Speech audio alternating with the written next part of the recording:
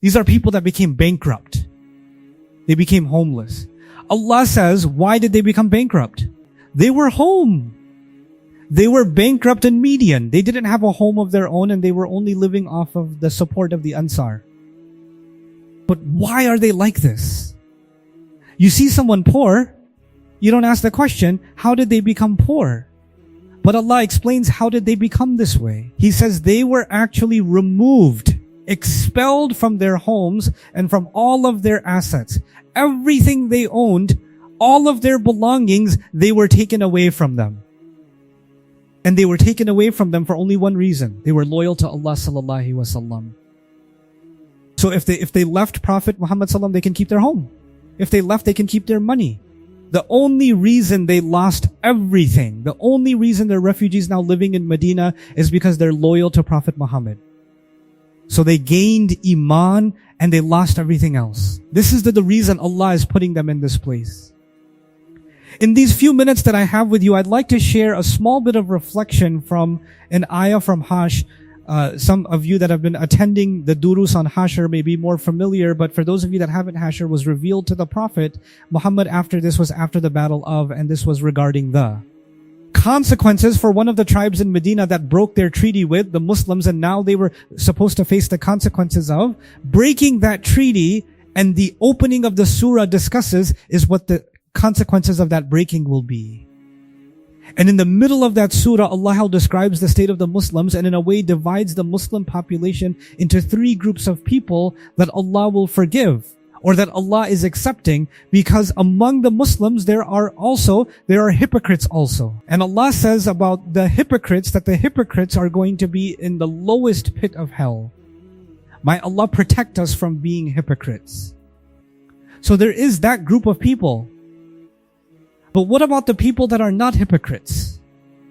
Those populations that Allah is going to grant His forgiveness. He's going to grant His jah.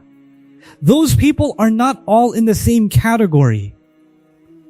They are in different categories. So Allah describes those different categories based on their contribution to the mission of Islam. So the first people Allah mentions are the, and Allah describes why are they in this top category. These are people that became bankrupt. They became homeless. Allah says, why did they become bankrupt? They were home, they were bankrupt in Medina. They didn't have a home of their own and they were only living off of the support of the Ansar. But why are they like this? You see someone poor, you don't ask the question, how did they become poor? But Allah explains, how did they become this way? He says they were actually removed, expelled from their homes and from all of their assets. Everything they owned, all of their belongings, they were taken away from them. And they were taken away from them for only one reason. They were loyal, mashallah. So if they left a soul, they can keep their home. If they, mashallah, Prophet Muhammad, they can keep their money. The only reason they lost everything, the only reason they're refugees now living in Medina is because they're loyal to Sallallahu. So they gained Iman and they lost everything else. This is the reason Allah is putting them in this place. Allah did not make that demand from any other person. Somebody take Shahada today. Allah is not making a demand from them to leave their home and leave their family and leave all of their belongings. But this was in a sense almost a requirement of Iman for the Mauler, that when the Ulufa sallallahu alaihi wasallam has to migrate, they have to migrate with him. So they had to fulfill a requirement that nobody else after them had to fulfill. They had to make a sacrifice that nobody else had to make. So Allah says, and the only reason they left home, the only reason they became bankrupt is they were pursuing a favor from Allah and they just wanted Allah to be pleased with them. That's it. That's all they wanted. And He said, and you know when you make a big contribution like this, you would think, okay, now I've already done my part. Now other people have to do their part. So I already did my part. Allah says, no, they continue to aid Allah and His Messenger sallallahu alaihi wasallam. So they don't look back at their past accomplishments and say, okay, I already did everything. I already earned the reward. Allah has already given me the medal of honor in this ayah. No, they're still helping Allah and His Messenger sallallahu alaihi wasallam. Those are the truthful. That's category 1. We don't belong in category 1. Category 2. Allah says, and those who were well settled in the city, they were people. And so the first group lost their home. The second group, Allah opens and tells us, these are people that are very well settled in their home. Meaning Median, meaning Medina, but they're not only settled in their home, they're settled in Iman. They're settled in a muser. Famously, all of you are probably familiar with the Muslims who supported the Muhajiran, the Muslims who gave a home to be in Medina. We call them, Allah is giving the Ansar a different title here. He didn't even use the word here. He used the words now, when someone settles into a home, the homeland becomes part of your identity. Right? So you see, even back in the day, you know what's your identity? Oh, I'm from Tabuk. I'm from Tif. Even now, what's your nationality? Oh, I'm from this country, that country. The place becomes a part of your identity. Allah says Allah didn't even mention the name of the place. He didn't say, but then He replaced the word with something else. He said actually their identity became faith. They were actually citizens, not of the city, but they were citizens of Iman.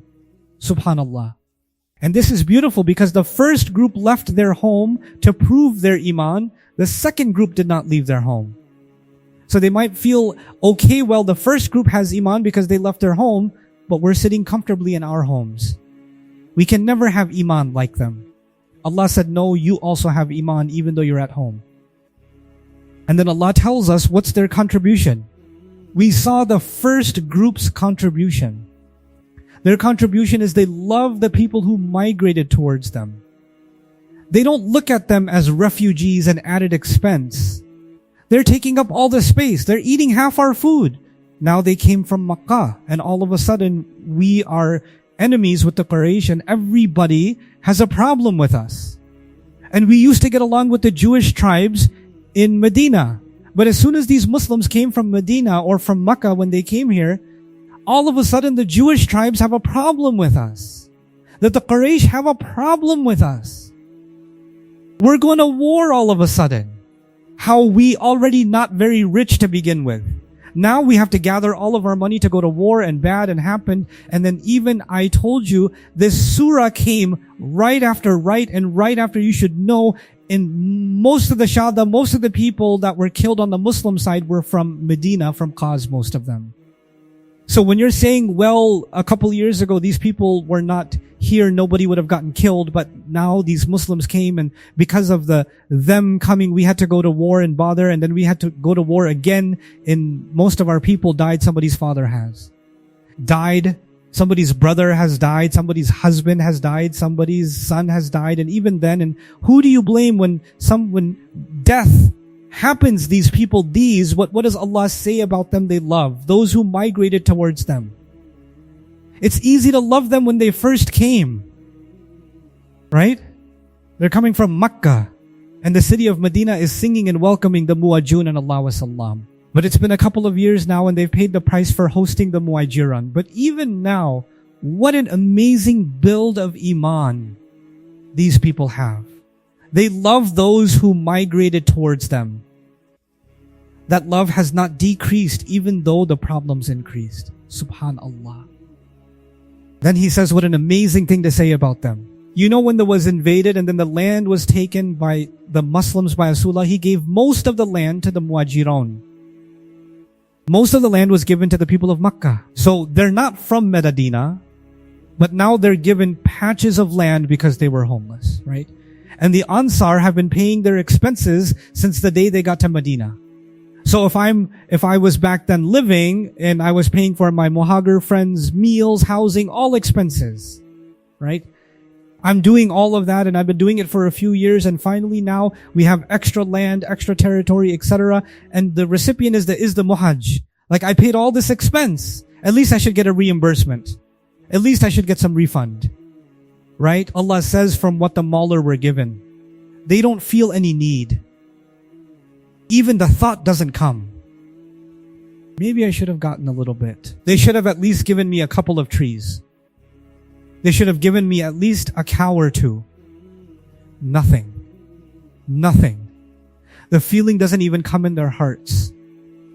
See him and they give other people preference over themselves even though they are falling apart. In Arabic is when your clothes are about to rip, or when you put a house together and there are holes in the planks and the rain comes right through and the wind comes right through. It's not well built.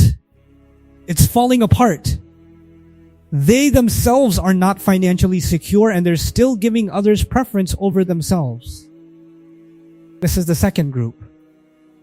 Then Allah mentions us. So there's muwajun and then there's us. And we saw the contribution of the muwajun. We saw the contribution of the let's see what our contribution is. Those who came after them. That includes us. It includes the Muslims even after, but it also includes us and those who keep on coming like the mufas don't say. Okay. They say forgive us. They make dua for forgiveness. So we come after and we ask Allah. That doesn't sound like a contribution. I mean, the first group made a contribution. The second group made a contribution. You're just making dua and Ya Allah forgive our brothers who came before us with iman, meaning forgive the muhajin, even if because they're not prophets and they're not angels, even if they have ever made any mistakes, Ya Allah forgive them. We don't want to have bad thoughts about them. And we are only here Muslim because of what they did. So Ya Allah forgive us. First of all, we're concerned with our own forgiveness, and then we include them in our dua. Then we say, then Allah tells us, these people who come, they say, don't place in our hearts resentment, ill feeling, rough feelings, mistrust towards those who've believed. Let's pay attention to this part. We first made dua for Allah to forgive us. Then we made dua for Allah to forgive the people who came before us. Number two, meaning the Sahaba, and then those who came after them. We're making dua for them. Then we're asking Allah, Ya Allah, keep our hearts from feeling resentment towards any people who believe in the past or even now. Do you hear any contribution yet? No. What service are they providing these people that come afterwards? Nothing yet. They haven't done anything. There's no mention of dawah. There's no mention of jihad. There's no mention of nothing. Nothing. And then you are compassionate. You're always loving and caring. That's it. That's all we get. That's all we get. What do we learn from that? We learn that the most important contribution of the people that will come after is that the people who came before, they built this beautiful house we call Islam. They built this beautiful thing we call an ummah. They built it for us. They built a home for us to live in. The ones who come after, they're being asked. You're not being asked to build it. Just please don't damage it. Just live here. And if you mess up, ask for forgiveness. And don't start fighting each other when you're living in this house. Don't have ill feelings towards each other and resentment towards each other. If you can just do no damage, that will be a great contribution. That's the contribution, right? In other words, Allah did not make a big ask from the future that was coming. He simply asked them for, and this dua is telling us something, that the Muslim ummah will have they easily get infected with a virus. And that virus is, number one, they stop asking Allah for forgiveness for themselves. They genuinely stop being sorry for their behavior to Allah. Two, they start looking at the past with suspicion. They say, I don't know about this Sahabi. I don't agree with this. And they start having opinions about the people who came before them, right? And then it becomes so sick. You're here for example, in Australia. This masjid probably wasn't built 6 months ago. It was built by people who came many, many years ago, or at least the project started many, many years ago. Now it's easy for you to come sit in the masjid. I don't know. These people who built this place, they didn't have a good vision or they didn't understand. No appreciation for people who came before you and what they had to go through. What is the dua saying? Forgive us. Forgive those who came before us in iman. And if you don't have that, then easily not only do you look at the people in the past without humility, you start looking at each other with resentment, suspicion. I don't know about this person. I don't like this person. Why is he dressed like this? Why does he look like that? Why does he talk like this? I don't agree with these people. Oh, these people are all the same. Allah put this here for a reason. Allah put this here because before we talk about the great things the has to do, we have to first start with do no harm. Right? Like when a sick patient comes before the doctor can do anything, he has to sanitize, right? And before you say, I'm going to fix this, you just have to make sure you don't misdiagnose and add more and more to the problem, so that the great contribution you and I can make is not be part of the problem. And that would be that's enough for Allah to offer us forgiveness and to include us in a list that started with the muhajir, moved to and then we have the honor of being included in that list if we don't become people that don't live up to this dua. So it's not just a dua.